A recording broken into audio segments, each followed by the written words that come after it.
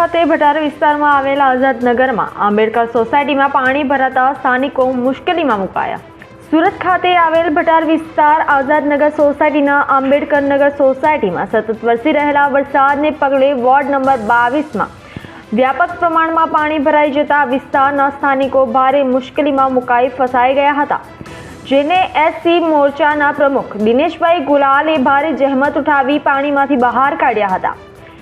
મારું નામ દિનેશભાઈ પ્રહલાદભાઈ ગુલાલે, સુરત સર વોર્ડ નંબર 22 એસસી મોરચા પ્રમુખ। આપ જોઈ શકો છો, સુરત શહેરની અંદરમાં આવેલ સલામ વિસ્તાર આઝાદનગર, રસુલાબાદ, આંબેડકરનગરની અંદરમાં ભારે વર્ષાના કારણથી મેઘરાજાએ જે વર્ષા વસાવી છે તેને લઈને સલામ વિસ્તારની અંદરમાં નાના ઝૂંપડાઓને લઈને લોકો આપણું પોતાનું ગુજારણ કરે છે, જેથી આજે ઝૂંપડાઓમાં 2.5 થી 3 ફૂટ જેવું પાણી રોકાણ થયેલું છે, જેથી અત્યાર સુધીની અંદરમાં કોઈ પણ અમોને સારવાર મળી નથી। જેથી અમે નજીકના અમારા પ્રોફેસર શ્રી હિમાંશુભાઈજીનો કોન્ટેક્ટ કર્યો છે। એમને અત્યારે અમે હાલમાં કીધું છે, એમને કીધું કે આપણી તમામ વ્યવસ્થા કરીએ છીએ। આપણે એક કોમ્યુનિટી હોલ છે, હોલની અંદરમાં જે પણ આપણા લોકો ફસાયા છે એમને આપણે શિફ્ટ કરવા માટે હાલ પ્રોફેસર શ્રી આવતા છે, જેથી આપ તમામ લોકોને ખાસ વિનંતી છે। Bureau report, RMG news, Surat.